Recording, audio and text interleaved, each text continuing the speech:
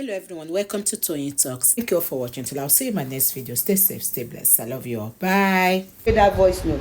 I'm going to play the show and I'm going to analyze it. Show any ima brutal. Show any ima brutal.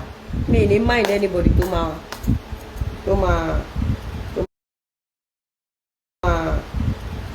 I'm coming here, yomi. Oh beautiful abi. Irú àti bùbá dẹ̀ ni o. Mo lè change mind mi lẹ́ẹ̀kan. So beautiful abi. Irú àti bùbá ni. Mo ń bọ̀. Mo fẹ́ pin both phone number àti account details ká tó máa lọ nínú iṣẹ́ Olúwa. Ó ti yé yín. Then Sherifa onígẹ̀gẹ̀ lọ́rùn lọ get ready o. Ó ti fún mi jẹ níjẹta mo máa reply ẹ̀. Mo máa ìwọ náà mọ̀ and my account máa reply ó mọ̀ náà. Ẹ mọ̀ bá ṣe jọ máa ń fúnra wa jẹ. Sherifa donation yẹn ti dùn mọ́ ẹ pa. Ẹ bá mi tag Nigerian police. Ẹ bá mi tag Nigerian citizen ni mí ní Nigeria. So mi kì í ṣọmọ àlè nílẹ̀ yìí. Ẹ bá mi tag governor. Ẹ bá mi tag gbogbo ẹgbẹ́ APC.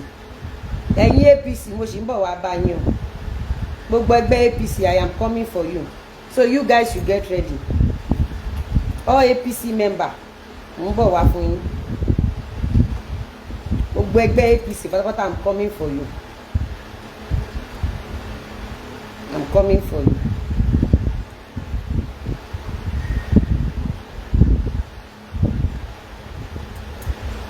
Ìlú mi ni mo wà. Kò sẹ́ni tó lè ṣẹ̀rù bà mí. Ẹ bá mi tag àwọn ọlọ́pàá náà.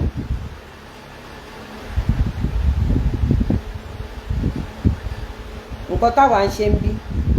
Ẹni tí ò bá ti dùn mọ́. Ń tà ń ṣe.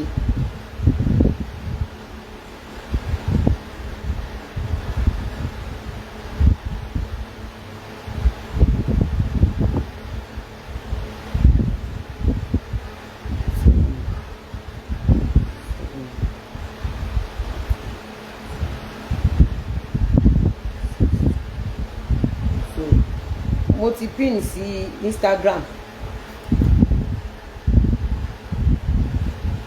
pin sí Instagram. So I'll be showing you some nice fabrics. Bá ṣe ń ṣe show wa lọ. Show méjì la fẹ́ ṣe. Mo fẹ́ lo today's manager. Mo fẹ́ lo 30 minutes lórí or let's say 1 hour lórí àwọn tó ń sọ̀rọ̀ yìí. Ọ̀rọ̀ ọlọ́pàá la fẹ́ treat. Ọ̀rọ̀ ọlọ́pàá wọ́n léèyàn kan sọ̀rọ̀ sí ọlọ́pàá alágbọ̀n tí ó ti yé mo dẹ̀ fẹ́ set record straight fún gbogbo Nigerian police. Then ọ̀rọ̀ àwọn APC a lè sọ lẹ́nu a dẹ̀ lè sọ̀rọ̀ àwọn APC díjọ́ mi tí ó ti yé but ọ̀dọ̀ Sherifa tó gangan yẹn Sherifa onígẹ̀gẹ̀ ibẹ̀ gangan ni target wa Sherifa la fẹ́ rán pa lẹ́nu tí ó yẹ at least tá bá wọn fi ṣetán lọ́wọ́ alẹ́ ẹ̀jẹ̀ Sherifa tó ti padà lọ at least nǹkan tó gbọ́dọ̀ kù lára Sherifa ò gbọ́dọ̀ ju 1 spoon lọ sórí lórí cyberspace yìí everybody will learn how to work. Ó ti yẹ àwọn ọ̀lẹ ò lè gba social media mọ́ wa lọ́wọ́ ẹni tó bá máa gbọ́ ló máa gbọ́. Ṣé you understand? If you want to sew nice wrapper from Lizzie and Johnny, contact me. Contact me. Kí ni mo ṣe fún yín? Ẹ tún fẹ́ kí n tún fún yín tutorial torí ṣé ẹ fẹ́ kí n jẹun ni?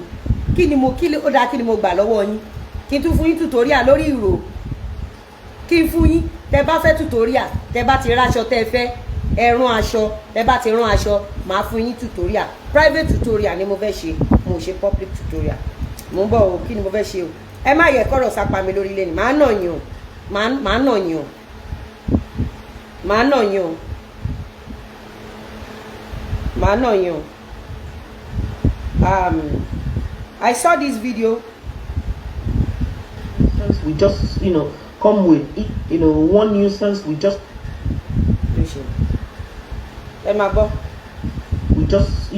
come with idiots like themselves, idiots that has not done their investigation properly, they believe that they can just go around. Only Nigerian police, nuisance ni wọ́n. They don't do their investigations properly. Only Nigeria, èmi kọ́ mo sọ o. Oye, èmi kọ́ mo sọ o. Ó sọ pé èèyàn kan ló sọ o, ẹni tó sọ gbogbo yín dẹ̀ mọ̀ o. Ó ní pé Nigerian police are nuisance. Pé mi tí mọ ìṣẹ́ tó fi kàn wọ́n, but mo máa hit Nigerian police, mo máa hit wọn hard. Ẹ bá mi táàgì gbogbo àwọn tẹ́ bá mọ̀ nínú iṣẹ́ ọlọ́pàá. I want Nigerian police to understand something. I want Nigerian police to understand something. Gbogbo wa kọ́ la fúlò, gbogbo wa kọ́ la ya wèrè. Ẹ ti yé.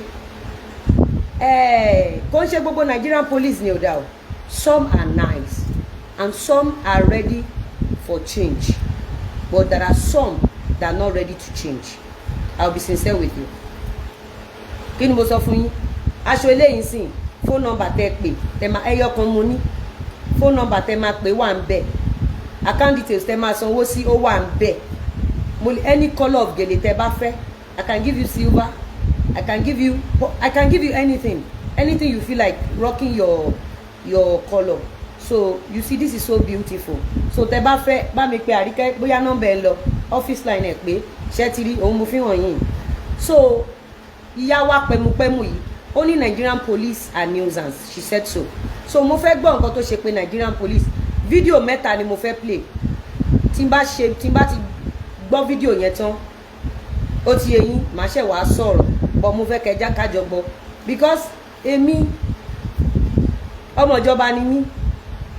Tí Nigerian police bá ṣe dáadáa á sọ, tí Nigerian police ò bá ṣe dáadáa á sọ. Ṣé ti yé yín? Ẹni ìyá wa pẹ̀mupẹ̀mu tó sọ̀rọ̀ yìí bring in ni wọ́n bring in òun lẹni tó ẹni yóò ṣe ọmọ Nàìjíríà ní òròpọ́n bí ẹni gan sí Nàìjíríà. So ẹni sọ pé ẹ jẹ́ ká tún gbọ́ láti bẹ̀rẹ̀. Má bá mi dé point mọ́lẹ̀. One nuisance we just come with idiots like themselves, idiots that has not done their investigation properly. They believe that they can just go around and be there's something in Nigeria that is so disheartening, okay? And that is corruption. Bribery. Corruption is terrible. Elere police station. Ben no jọ pàdé àkókò. Ben no ṣe à. I will disagree with you. I will disagree with you. If Nigerian police are full of corruptions and bribery, of course, I don't know how much they might have collected from you, but I pray that the DPO of Elere police station should become the IG of this country one day. Let me tell you something about Elere police station. Elere police station delivered.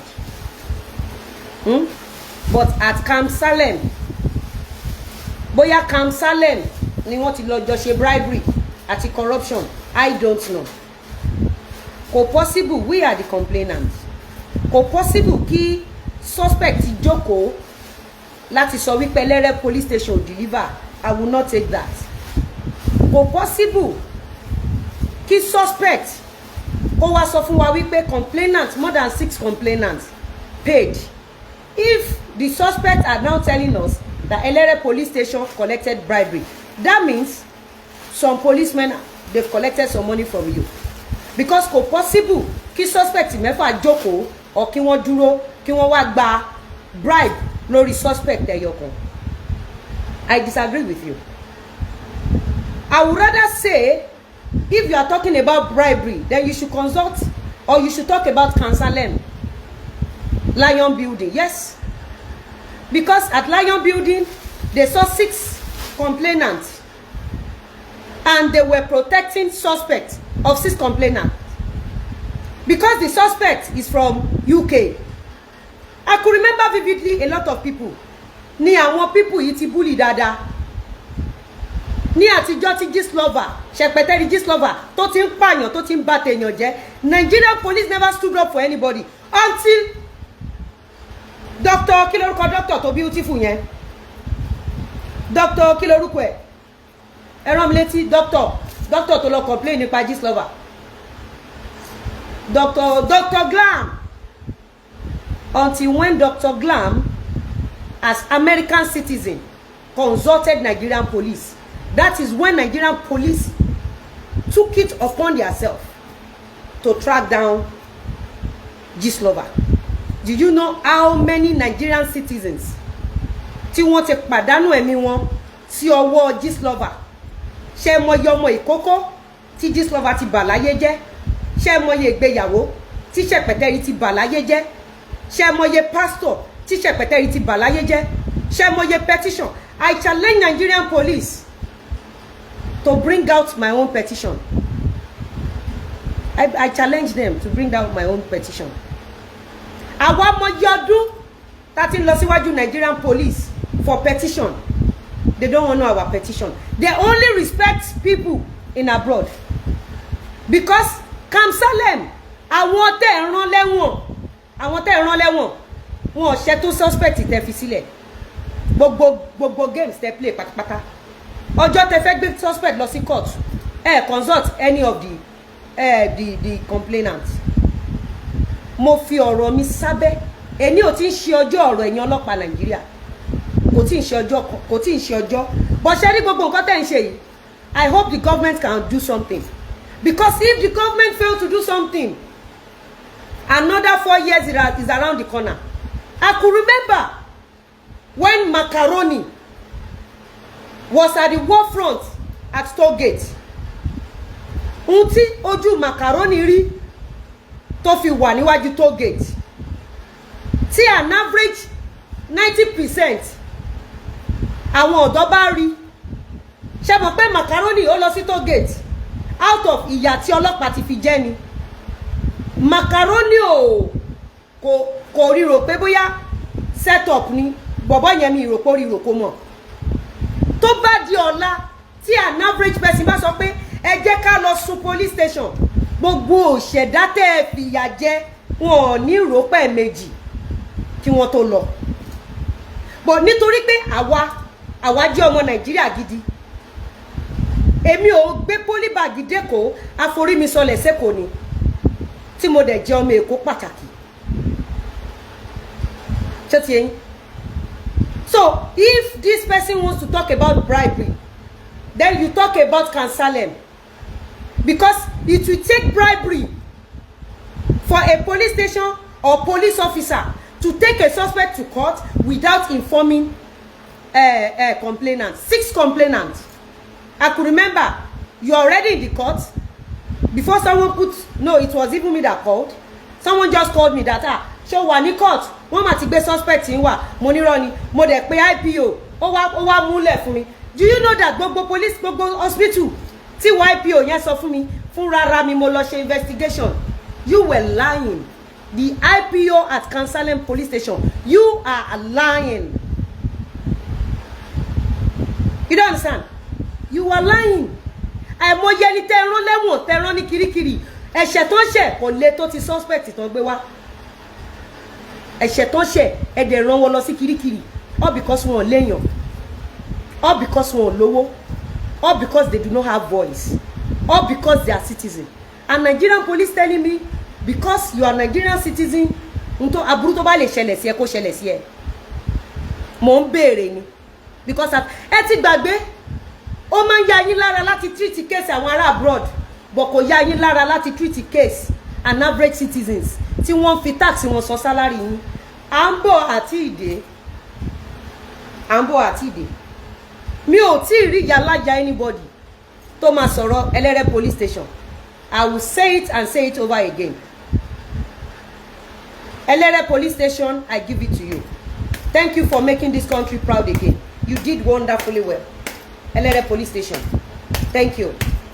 Tá a bá nírú Ẹlẹ́rẹ̀ police station mẹ́wàá ní Nàìjíríà, ìlú yìí ò ní bàjẹ́. Ìlú yìí ò ní bàjẹ́. Bá a bá ní Ẹlẹ́rẹ̀ police station 40 nínú police stations, ìlú yìí ò ní bàjẹ́. Now the suspect claimed wípé àwọn tí ò gbà, I was there. Gbogbo nǹkan tẹ́ fi lọ Ẹlẹ́rẹ̀ police station, wọ́n láwọn ò gba owó. Now Nigerian police release here. ó padà àbí nígbà tá sọ wípé iṣẹ́ tẹ́ ń ṣe rèé mo dẹ̀ dúpẹ́ pé idà tẹ́ fi gún wa ẹ ti fi ń gún ọlọ́pàá tó ti yẹn ọlọ́pàá Nàìjíríà dẹ̀ ṣẹ̀ṣẹ̀ bẹ̀rẹ̀ ni ọlọ́pàá Nàìjíríà ṣẹ̀ṣẹ̀ bẹ̀rẹ̀ ẹ ṣẹ̀ṣẹ̀ bẹ̀rẹ̀ ni as a matter of fact pẹ̀lú nǹkan tí mo rí within 4 years with Nigerian police some Nigerian police not all Nigerian police some tó o bá gbọ́ pé nǹkan kan ṣẹlẹ̀ sí wọn ládùúgbò kan wàá fẹ́ lè tọ̀nù mọ́tò ẹ̀ yes nítorí pé àwọn ọmọ tẹ́ ẹ̀ rán lọ sí ẹ̀wọ̀n gbére wọn ò ṣẹ̀ṣẹ̀ tó ẹni yìí how can a police took a suspect to court without informing the complainant? Nigerian police at Kansalem lied that the suspect is very sick, and we have video here where the suspect were saying orí Nigerian police ìbàjẹ́ ni tó bá rò pé òun máa lò 14 days nínú sẹ́ẹ̀lì, and the suspect you lied to us that was sick. She staged shows for us and she did the same thing to us. So people now saying, oh, they released her, he went back, she went back. Yes, she's free. She's free to walk around. She's free to go back to UK. She's free to do anything. I am not the police. That is why let me believe in Ìṣẹ̀ṣe. Sure, Timothy calling Lele. But I want to clear the air. Tóun bá sọ pé Nigerian police gba bribery. Bóyá àwọn tó lọ fún ní Kansalem, Elere police station did not collect any bribery. If they did, then ibẹ̀ not ma release it. But Elere police station said no. Even when they offered them money, the DPO and not the police in charge said no, they are not collecting money. And for that, Elere police station, you earn my respect. Thank you for making us proud again. Thank you. Okay. Ẹ jẹ́ ká gbọ́ kíní ìtẹ́lẹ̀. Ẹ jẹ́ ká gbọ́ àwọn nǹkan tí ẹni yìí ti ṣe fún àwọn Nigerian police gan tí wọ́n dẹ̀ sọ̀rọ̀. Ẹ jẹ́ ká gbọ́. Àwọn máa gba dollars ni o, àwọn máa gba náírà ni o. Tẹ́ bá ti fún àwọn olówó ni mò ń wò pé ṣé ìlú lélẹ̀? Ṣé ìlú lélẹ̀? Ní wá pé owó mọ́ra wọn lọ́wọ́, wọ́n wọ̀ ní màá ṣètò ẹ̀. Wọ́n bá ṣètò ara wọn. Wọ́n máa ṣètò ara wọn tó. Nigerian police èmi ni mo ń ba image yín jẹ́ yìí. Ṣebí ohun táwa sọ pé wọ́n ń ṣe fún wa rè. Tí èèyàn mẹ́wàá dẹ̀ jáde as complainant tẹ́ ẹ̀dẹ̀ sọ pé nìyẹn ò ṣe nǹkan kan. Òun náà sọ fún wa bẹ́ẹ̀ ṣe ń gba bribery, bẹ́ẹ̀ ṣe ń gba dollar. So ẹ pẹ̀lẹ́ oyi biribiri yóò kan Nigeria police o. Oyi biri white gele tí mo ti wé sílẹ̀ yẹn. Oyi biribiri yóò kan Nigeria. Ẹ jẹ́ ká máa gbádùn Nigerian police pẹ̀lú client wọn. Mo gbọ́. Don't forget that me, I am a British citizen. I'm a British citizen. Ṣé ti gbọ́? Bring him. Mo ń bọ̀. Ṣé ti gbọ́? Kò kí ń ṣe tiwa. Bring him. Ṣé ti gbọ́ bẹ́ẹ̀? Bring him. Ó ti yẹn. Ṣé mọ̀ pé Nàìjíríà anything bring him àti America bó bá wà l'America o free àti wá pa anybody Nàìjíríà. Bó bá wà UK o free àti pa anybody náà kò sẹ́ni tó máa mú ẹ. Ìwọ ṣáà ti jẹ́ citizen America àbílẹ̀ UK. So ẹ jẹ́ ká gbádùn ìyá wa pẹ̀mùpẹ̀mù dáadáa. Ọmọ ti sáré rán. No, pure white. Envelope. Wọ́n ní Nigerian police ń gba envelope. Ọmọ parí iṣẹ́ náà. Ṣé ń gbọ́? Wọ́n á lè parí iṣẹ́ ní sí. Ṣé gbọ́ ẹ̀yin tẹ́ ní mò ń sọ̀rọ̀? Ṣé gbọ́? All of that can happen with corrupted police officers. O ṣe fún wọn jẹ fún Nigerian police. Níwájú mi báyìí live and direct. Ìyẹn Nigerian police. Tí mo ní recording fún. Òun ni mo ti ń gbọ́. Wọ́n tún wọlé rìkọ́ọ̀dù Nigerian police ó tán if you no gree make you comot o. Wọ́n náà rí mo sọ Nigerian police ó tiẹ̀ ti wá dá báyọ̀ omi lájọ wà. Wọ́n ti rìkọ́ọ̀dù Nigerian police jọ gbé wọn lọ CNN ní kó máa gbé wọn lọ CNN má dúró níbẹ̀rẹ̀ kòdó CNN o international release gbogbo ẹ̀ jẹ́ kí CNN mọ bí àwọn Nàìjíríà ṣe ń ba ayé wa jẹ́ wo orí ẹ pé sórí èmi àti ò tó o bá ti bú mi mọ́ èmi àti ò ní jà mọ́ sórí mo dẹ̀ wá lọ́ọ̀bù ẹ̀ o eléyìí ò dẹ̀ wá ṣe dáadáa o bó ṣe rìkọ́ọ̀dù Nigerian police eléyìí dẹ̀ wá dùn ọmọ ni ẹ o aláì ọmọ lọ́mọ yẹn o ọmọ lọ́mọ o tún rìkọ́ọ̀dù wọn àwọn òkú lè rìkọ́ọ̀dù kọ́ má bàa tì wá mọ́lé kọ́ má bàa wé ọ̀rọ̀ mọ́ wa lẹ́sẹ̀ kọ́ má bàa fẹ́ ṣó wá rí o yìí tó ṣe mo dẹ̀ wá láìkí ẹ̀ mo lọ́ọ̀bù tó ṣe yìí o so rìkọ́ọ̀dù wọn ṣe gbólóhùn rìkọ́ọ̀dù Nigerian police mo ń gbọ́. ṣé wọn ní Dorcas mo níbẹ̀ ni ó tiẹ̀ ti dá ìwọ ni ìwọ àti egunkégun òbò ṣẹpẹtẹrí òbò lẹjọ máa ń ṣe kíní lórí pé ìyẹn mo níbẹ̀. abuké o ṣáà máa kọjá àyè yìí sẹ̀kóra máa lọ o máa ta sọ́dọ̀ wa abuké rọra abuké ní sùúrù yìí sẹ̀kóra máa lọ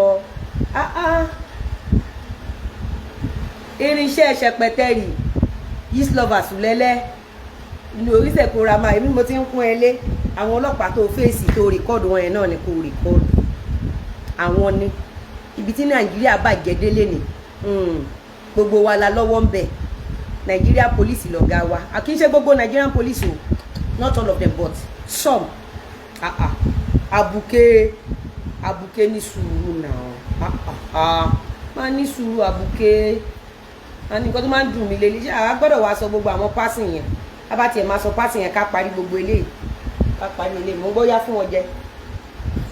That's nice. Fún wọn jẹ kò burú. Fún wọn jẹ. dọ́là la máa gbà lọ́wọ́ tiẹ̀ àádẹ́ gba náírà lọ́wọ́ tiẹ̀. ẹ gbọ́. ìyẹn bá dé. sún èbèbèrè ó mà tiẹ̀ dá kí n rí sún èbèbè sójú ní sún èbèbè náà bá dé lòun náà bá gbé tẹ bá ti láìkẹ ló bá rún sí wọn lọ́wọ́. tẹ bá ti láìkẹ. sún èbèbè wọn náà tún fẹ́ wá fi owó ra ilẹ̀ bíi ìyẹn tí olórí burúkú aláyébàjẹ́ olífo lójú ìyẹn ti fowó ra lẹ̀ ìwọ náà tún fẹ́ wá fowó ra ilẹ̀ ẹbí náà ní sún èbèbè náà bá rún envelope títí ẹ̀ náà. mo ti pin àbí mi pin nọ́mbà mi ni. mo ń wò yìí ẹ ṣáà máa ṣe mo ti pin nọ́mbà account details lẹ́kọ̀ọ́. tẹ ẹ bá ní tẹ ẹ fẹ́ ṣe ń bí lẹ́nu ẹ máa ṣe àbí náà la máa jókòó sí àṣàwò gbogbo bí ó ṣe ń lọ. ló bá rún síra wọn lọ́wọ́ ló bá rún síra wọn lọ́wọ́ pẹ̀ níwájú mi náà níbi bíi. Everything was well recorded. Nigerian police. No, they are not ready. Ma worry. Nigerian police ba nǹkan jẹ́. Ẹ̀yin máa sọ̀rọ̀ ẹ̀yin. Nílùú wa bá àti ìlò nílùú wa níwájú mi live and direct. Mo ní kò burú ẹ continue. Sórí tó ṣe gba envelope yẹn báyìí. Kí ló pariwo lórí envelope pé ká rún nǹkan sápò iná lórí pé ká sáré rún nǹkan ká sáré gba nǹkan bí envelope ká sáré rún sápò. Envelope Nigerian police we envelope. have video for it on Facebook. Wọ́n náà ní fídíò ẹ̀. wọ́n ṣáà ní kó ṣáà ń pín owó mọ́ra wọn lọ́wọ́ and everything. wọ́n ṣáà ní kí o pé kí n sí tiẹ̀ àwọn fẹ́ bá mi sọ̀rọ̀ okay no problem. Okay. All right. Nigerian police. No problem. Nigerian police ojúgbà mi ti fún mi. Okay cool.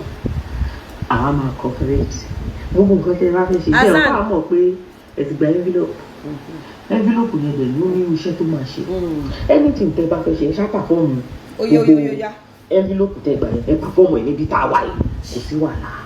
tẹ bá jẹ́ HOH lover má jẹ́ ká ṣọ yìí lọ HOH lover má jẹ́ ká ṣọ yìí lọ HOH lover má jẹ́ ká ṣọ yìí lọ so ibi tí wọ́n gèdè fún mi ni eléyìí so jẹ́ kí n tún lọ gbé mi wá against Nigerian police the same person o ẹ má bínú o ṣé ìyẹn kòkè ọ̀tọ̀ tún lélẹ̀ mú bọ̀ Nigerian police the same person o ẹ jẹ́ ká tún gbádùn eléyìí. pẹ̀lú bí Lizzie ṣe wà lórí kínní tó ní yẹn and then I put them this I put them that mo wà ṣọ́ọ̀bù náà nípa nǹkan tó ní kán lọ ṣe fún ọmọbìnrin yẹn wọ́n dẹ̀ rán àwọn ọlọ́pàá lọ síbẹ̀ ọlọ́pàá èdè wọ́n ní kán lọ nà án tẹ bá rí gbogbo àwọn oríṣiríṣi nínà ní gbogbo ara ọmọbìnrin yẹn làwà ó dẹ̀ bẹ̀rù Ọlọ́run ìwọ náà ó máa ní ìyá ikú ló dúró tí ò bá ń ṣekú ni ọmọbìnrin yẹn ó lè possible pé kó má ṣe ṣẹpẹtẹrì promo ṣẹpẹtẹrì promo 50% discount ìpápá tí ẹ pọn promo. níwájú ọmọ ẹ̀ wọ́n dẹ̀ ń nà ẹ̀yin ọlọ́pàá Nàìjíríà tẹ́ pọ́ lórí burúkú ni yín tán yín náà ti bàjẹ́. ẹ ń rí ọmọ kékeré níwájú ìyá ẹ̀dẹ̀. kí ni surname tó pe Nigerian police? kí ni surname tó pe Nigerian police? fún wọn jẹ gbé fún wọn fún Nigerian police jẹ. No. Gbé yẹn sílẹ̀ mo ti ní customer fún yẹn. Bá mi gbé next one under gold yẹn. Bá mi gbé gbogbo àwọn under gold orí ẹ̀ pé. Kí lẹ gbọ́ tán pé Nigerian police? Kẹ̀kẹ́ bàjẹ́ kò ṣe repair. Kẹ̀kẹ́ bàjẹ́ kò ṣe àmì nígbélé sókè jù. Yéé! Ìpápá tí ẹ pọn promo. Yéé. Mi ní jẹ́ kẹ́ rí jù. Yéé. Ah, ṣó ti tán ni? Oye sọ̀rọ̀ sókè. Constitution ní SARS níbẹ̀. Ṣé ọkàn bẹ́ẹ̀ dà? O lè sọ̀rọ̀ nílùú kan. Mi gbọ́dọ̀ gbélé ìsìta. 50% discount wọ́n bá ń gbé sọ̀rọ̀. Bẹ́ẹ̀ ṣe kọ́ máa rí rèé díẹ̀. 2 3 4 bẹ̀rù Ọlọ́run. Nigerian police envelope òun lélẹ̀. Ẹ sọ fún Àríkẹ́ fẹ́ ra Nigerian police envelope. Aṣọ ẹ fún ẹ. Máa gbé next one wá fún mi. Ok, ó yá ẹ jẹ́ ká wá lọ sí eléyìí ká tó máa lọ. Ó yá. Lẹ́bi tó máa dìtẹ́ mi, wọ́n harass mi, kò sí nǹkan tó ń ṣe fún mi tán, ọlọ́pàá ń tẹ̀ mí lára, wọ́n ń tẹ̀ mí lára, ń kọ́ bọ̀ mí lábẹ́. Àwọn ọlọ́pàá alágbọ̀n, Mr. Tony àti Bosslady, àwọn ọlọ́pàá tó ń lò nìyẹn. Gbogbo mẹ́sàgì ní gbogbo fídíò. Do you know that Nigerian police, not all Nigerian police, but let me say some Nigerian police that work with these people. Ẹ̀yin èèyàn mo fẹ́ pàkíyèsí ńsìn kankan. Ṣé mọ̀ pé ẹnu ìṣó allege Nigerian police pé wọ́n tọwọ́ bò wọ́n nídìí? What if àwọn ọlọ́pàá tó parọ́ mọ́ yẹn,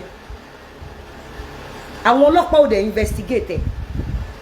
Ṣé mọ̀ pé ó ti gbé orúkọ àwọn ọlọ́pàá yẹn sínú punch pé wọ́n rape òun, wọ́n kọ́ ọ́ bò òun lábẹ́? Ẹ bá mi tag Nigerian police ọ̀rọ̀ yìí. Ẹ bá mi tag Nigerian police ọ̀rọ̀ yìí. Ẹ bá mi tag Nigerian police. Ṣé mọ̀ pé àwọn ọlọ́pàá tí ẹnu ìṣó purọ́ mọ́ kọ́ tọwọ́ bò òun lábẹ́? Ṣé mọ̀ pé wọ́n lè ṣaburú fún ẹnu ìṣó? Nítorí pé àwọn ọ̀gá wọn lókè wọn kò bí ara sí. Àwọn ọ̀gá wọn lókè wọ́n ti gbàgbé wípé àwọn ọlọ́pàá tí ẹnu ìṣó allege yìí wọ́n ní ọmọ, wọ́n níyàwó. Ẹ má gbàgbé pé allegation tí ẹnu ìṣó tó fi kan àwọn ọlọ́pàá yìí, ṣé mọ̀ pé height wọ́n máa ní limit nínú iṣẹ́ ọlọ́pàá? Ṣé mọ̀ pé allegation yìí tí wọ́n bá feel untreated nítorí pé àwọn ọlọ́pàá tó dárúkọ yìí jẹ́ ọmọ, àwọn ọlọ́pàá yìí tó dárúkọ yìí ló ti ń dáàbò bò for the past 2 years o. Àwọn ọlọ́pàá yìí ló ti ń dáàbò bò ẹnu ìṣó láti 2 years ago. Now she alleged that Nigerian police ó ní Tony àti Bosslady wọ́n kọ́ ọ́ bò òun nídìí, and the police, the senior officers refuse láti lè jẹ́ kóbìnrin ní justice, or tó bá yẹ kó purọ́ mọ́ àwọn ọlọ́pàá yẹn nìkan ní justice, but tó bá jẹ́ pé àwọn ọlọ́pàá yẹn wá take decision tó bá lọ ṣe ẹnu ìṣó léṣe, Nigerian police tàná kọ́kọ́ máa wá invite. Nigerian police, mo fẹ́ kẹ́ mọ̀ wípé tìlú bá tòrò ọwọ́ yín ló wà, tó bá kù díẹ̀ káàtó ọwọ́ yín ló wà. Nigerian police, àwọn junior officer or officers yín wọ́n allege wọn pé wọ́n rape. Dẹ̀ clear orúkọ àwọn officers yín, but what if tí àwọn officers yẹn tí wọ́n bá lọ ṣó ẹnu ìṣómú láti gba ẹ̀san, ẹ wá bá innocent people láti cover up? We are all watching. We are all watching you. We are all watching you. Téèyàn kan bá sọ wípé Àríkẹ́ rape òun,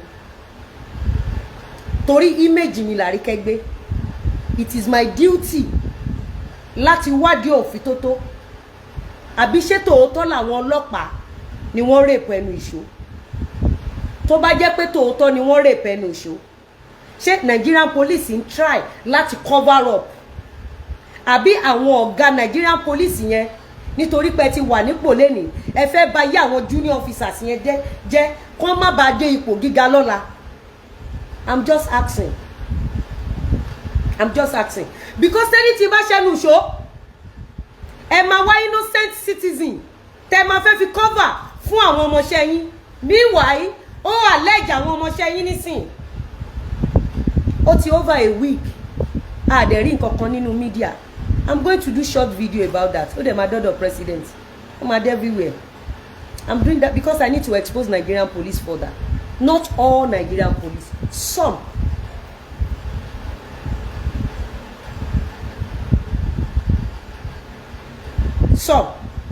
Ẹ̀yin èèyàn, àbí ẹ máa sọ pé kí ni mo sọ?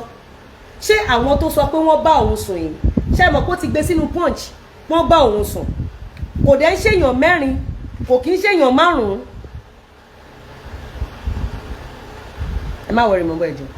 Kò kí ń ṣèyàn mẹ́rin, kò kí ń ṣèyàn márùn-ún ló ti jáde wípé Nigerian police tó wà lálágbọn wọ́n rèpù Fọlá. Tí ọ̀gá ọlọ́pàá tó bá wà ní alágbọn bá refuse láti lè jẹ́ kí Fọlá get justice or láti lè jẹ́ kí àwọn junior officers wọn tí ọ̀rọ̀ yìí ní ṣe kí wọ́n get justice tó bá jẹ́ pé irọ́ ni wọ́n pa tó bá jẹ́ pé irọ́ ni Fọlá pa mú àwọn junior officers yẹn ẹ má gbàgbé pé ó ti wà nínú punch tó dẹ̀ wà kẹ̀dẹ̀ ní wọn kì í ṣe onítíátà ọlọ́pàá ni wọ́n anytime tí wọ́n bá fẹ́ gòkè ọlà nínú ayé they can use that article against them tí àwọn junior officers yẹn tó bá jẹ́ pọ́wọ́ wọn mọ́. What if they go extra mile? Fufola, is Nigerian police going to arrest innocent citizen? We saw Nigerian police, how they invited Dada now because of Angel's death. Even when Dada is not in the country, Nigerian police almost declared Dada wanted, despite the fact that Dada was not in the vicinity. Despite the fact that there was no video that indicted Dada that he killed Angel. Abi, you invited Dada. You invited Dada. You invited Angel's friend. Ṣé bá ṣe mama bá lọ rẹ̀ ní Nàìjíríà. Mo ń fi àsìkò yìí sọ fún gbogbo àgbáyé wípé tí anything bá ṣẹlẹ̀ sẹ́nu ìṣó ẹ mú Nigerian police náà dáadáa o. Tẹ́níṣìn bá ṣẹlẹ̀ sí Lizzie Anjorin ẹ mú Nigerian police dáadáa o. Yes, ẹ mú wọn dáadáa. Nigerian police, I purposely staged this show. A máa kọ́ tiẹ̀, a máa keep ẹ̀. Torí pé ẹ̀yin lẹ mọ̀ investigation ṣe. Ẹ mọ̀ investigation ṣe gan. Ẹ̀yin lẹ mọ̀ bí suspect bó ṣe ń da ẹ̀jẹ̀ nídìí. Ẹ̀yin lẹ mọ̀ suspect gbé lọ sí kóòtù láì inform complainant mẹ́fà. Ẹ̀yin lẹ mọ̀ suspect gbé lọ. I could remember the last court tí wọ́n lọ. Lára àwọn family ẹnu ìṣó ó sọ statement yìí ò tí ń ṣe sìn. Àti ẹ̀ lè sọ. Nígbà tádájọ́ yẹn dájọ́ ẹnu ìṣó wá ṣe báyìí fún Mr. Lawon. Lady yẹn wá ní ṣó mọye tí mo lọ fádájọ́ ni. Gbogbo yín pátápátá tẹ̀ ń gbowó lọ́wọ́ àwọn ọmọ yìí. Ibi ilẹ̀ ti máa ṣẹ̀sìn. Àtọlọ́pàá o, àtàdájọ́ o, àtàgbẹjọ́rò o. Tí ẹ̀ ń fọwọ́ cover blackmailers. Gbogbo yín pátápátá lẹ máa ṣe ẹ̀sìn ní bí èpè kọ́. Ṣé bẹ́ẹ̀ ti gbọ́ pé wọ́n dìdí sọ wípé fídíò wà bí envelope ṣe ń flow. Àwọn dẹ̀ record gbogbo nǹkan tó ṣẹlẹ̀ nínú kíni nínú station. Ó yé yín, ohun tó bá mú Nigerian police tó bá sọ fún suspect pẹ̀lú 6 complainants pé ká lọ kóòtù wà nídà tí pé complainant bó bá ní issue lórí social media tètè dìde dúró dèdè ṣe kí ni when you Lizzie ń sọ̀rọ̀ máa sọ̀rọ̀ torí mo ti wo wájú mo ti rí pé system yẹn ti bàjẹ́ beyond repair system yẹn ti bàjẹ́ for those of you tẹ́ wá ń padà rí fídíò Abuké báwo lẹ ṣe feel wípé wọ́n gba Abuké láyè ní palace royal father wa nílẹ̀ Yorùbá how do you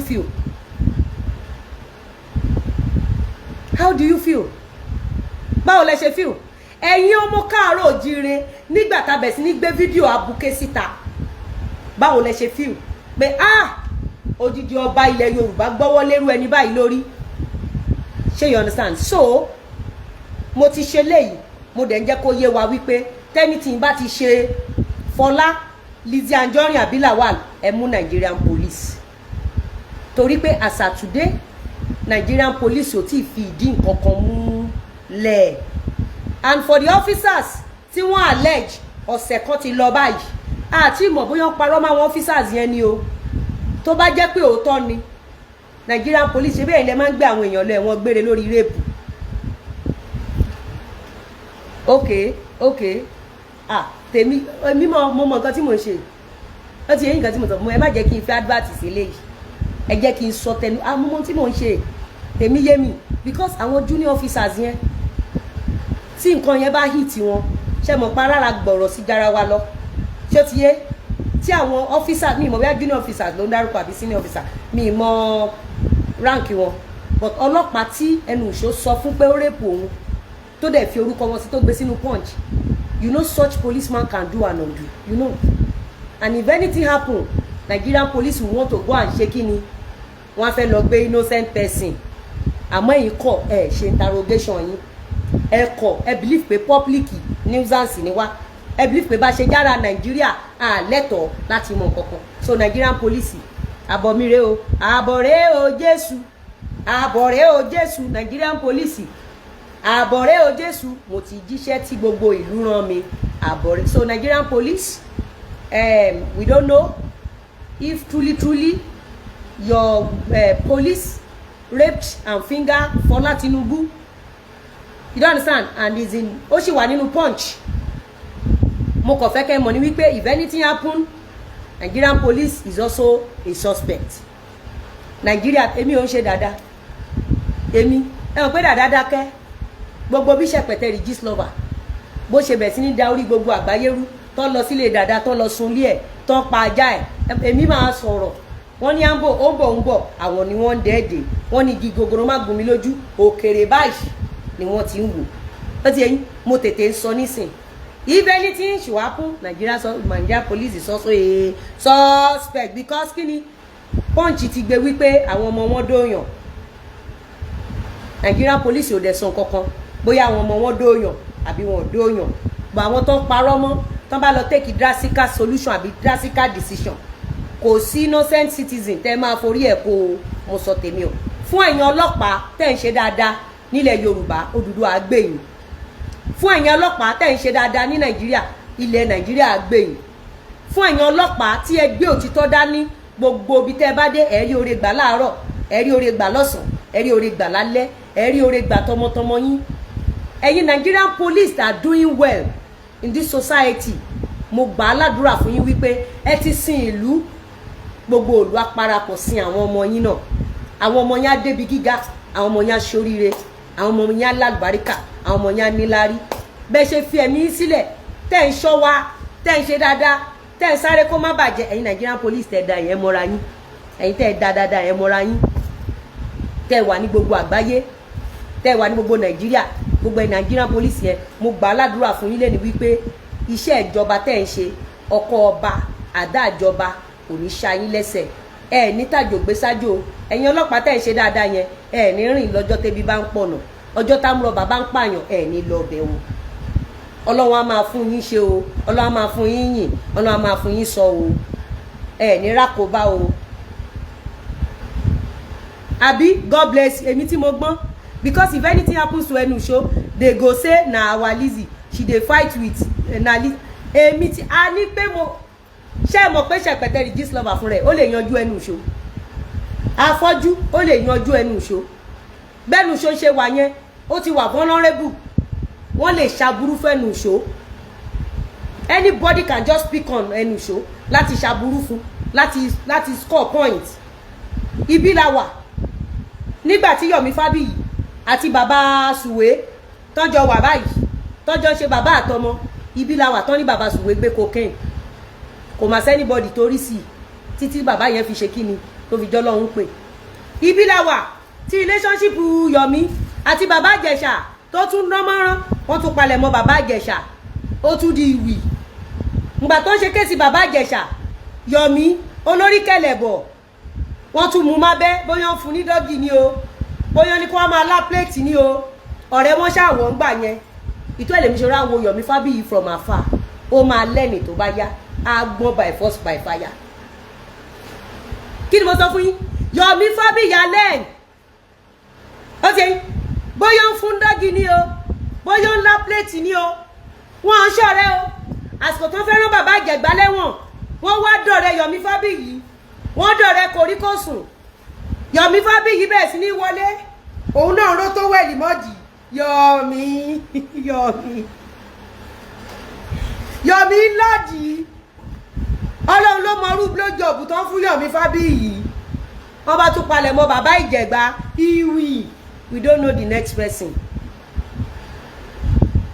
the next person kò bẹ́mi dẹ̀ ṣe wà tẹ́ bá ń gbọ́ kàkà kí ọba bó o bá jí gbé kò síbi tó ti fẹ́ fún ọ̀rọ̀ ẹ̀rín ni gbogbo yín rìn but it's not a laughing matter it takes someone that is highly intelligent láti mọ gbogbo nǹkan tí mo láti lè mú 2+3 pọ̀ pẹ̀lú nǹkan tí mo sọ yìí Yomi àbí òdì koríkòsùn ṣẹpẹtẹrì òdì koríkòsùn ẹ̀ ńgbà tó yọjú bàbá Ìjẹ̀ṣà tán wọ́n yà fún ẹ̀ ń bẹ́ńdẹ́ lórí wọ́n yà fún ẹ̀ wọ́n yà lé ẹ̀ dànù àbí ó ṣe jẹ́gbà tí wọ́n fẹ́ palẹ̀ mọ́ bàbá Ìjẹ̀gbá ìwọ náà wá ń lọ́ọ̀dì inú ilé wọn ó di pé òun wọ kitchen òun bá wọn ṣe ráìsì ó di pé òun bá wọn ṣe shaving stick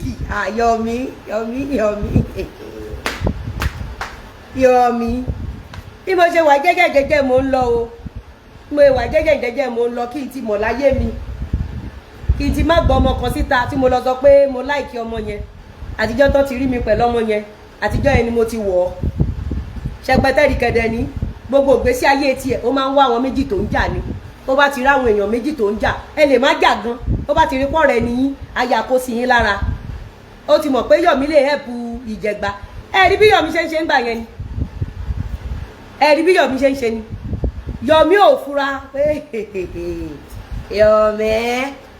Yomi ò fura ẹni pọ́n wá fọ orí ẹ̀ mọ́ra ó wá di pọ́n pera wọn lọ patí wọ́n jọ ń ṣe kòríkòsùn Yomi náà ń lọ́ọ̀dì wọ́n bẹ̀rẹ̀ sí ní fún Yomi ní ṣọ́ọ̀tò wẹ̀ Yomi bíkíbi tó bá wà sí àmàrẹ́rìn àrítàkìtì wọ́n bẹ̀rẹ̀ sí ní fún Yomi ní ṣọ́ọ̀tò wẹ̀ Yomi ṣe kí ni wọ́n divert ọkọ̀ Yomi ẹ ti rí 1 2 3 ẹ ti rí HOH lover strictly HOH lover strictly 50% discount ó lọ ńlẹ̀ kódowó ǹgbà tán wọn bàbá Ìjẹ̀gbá sí ibi tó ń lọ lọ́rùn pẹ̀lú ṣàṣekára ọmọọba pẹ̀mupẹ́mú tán ní òun àti máa fi sílẹ̀ náà padà lẹ́sẹ̀kẹsẹ̀ ọmọọba pẹ̀mupẹ́mú tí wọ́n sọ pé òun àti bàbá Ìjẹ̀gbá tọ́nà jọ ní kéèsì ǹjẹ́ tún rí yẹn mọ́ Nàìjíríà ẹ̀yin rọ́mọọba pẹ̀mupẹ́mú mọ́ òun rè HOH lover ó ṣe onion bronze brown onion yìí pẹpẹ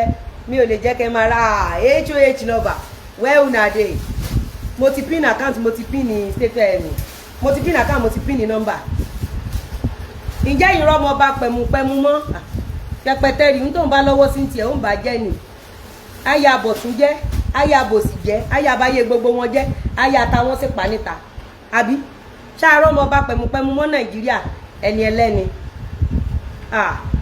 ó ṣe iṣẹ́ onion tẹ́ bá rí aṣọ ẹ̀rí life àwọn aṣọ tẹ́ pé tọkùnrin bá rí wọn máa tọ̀ sára mi ìfẹ́ fi hàn wọ́n jù kán máa lọ jí Ọlọ́run chantilly ló wà ń sàlẹ̀ o if you want bá mi pè Àríkẹ́ pé in case wọ́n bá fún ní price aṣọ kó pè mí sínsìn kó má lọ clash because àwọn aṣọ mi wà tẹ́ pé àwọn èèyàn mẹ́rin mẹ́ta máa lọ deposit at the end of the day kò ní pọ̀ sáré gbé tìsàlẹ̀ wá fún mi bottle green and gold lélẹ̀